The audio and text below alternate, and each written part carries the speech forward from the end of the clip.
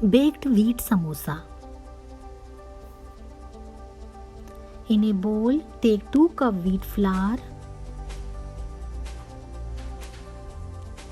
To this I am adding half cup suji. Add half tablespoon salt, half tablespoon ajwain. Add 1/4 cup oil.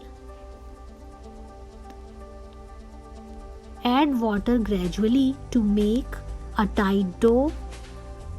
Cover and keep aside to rest for 20 minutes.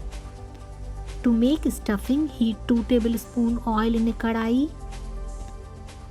Add 1 tablespoon cumin seeds, 1 tablespoon grated ginger, 3/4 chopped green chili. Add 1/4 cup boiled peas. Add half tablespoon salt. Add 1 tablespoon red chili powder, 1/4 tablespoon turmeric powder, 1 tablespoon chaat masala, half tablespoon garam masala. Add 3/4 boiled and mashed potato.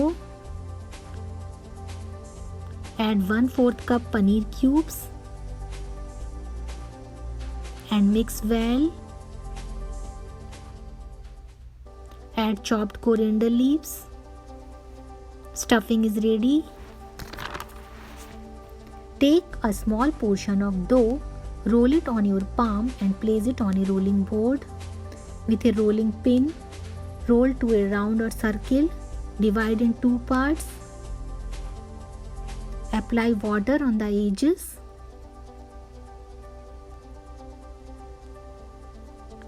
Press the edges well so that they get sealed. Now with a small spoon, stuff the potato filling in the cone. Press both the sides. Be sure there are no cracks. Edges should be joined very well. So one piece is ready.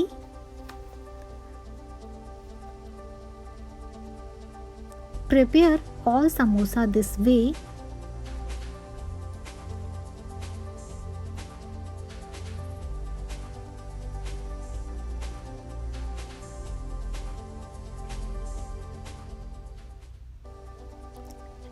Brush them with some oil.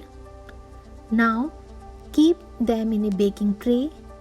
Bake in a preheated oven at 356 degree Fahrenheit for 30 to 35 minutes. Bake till the crust is golden and crisp. I baked for 30 minutes.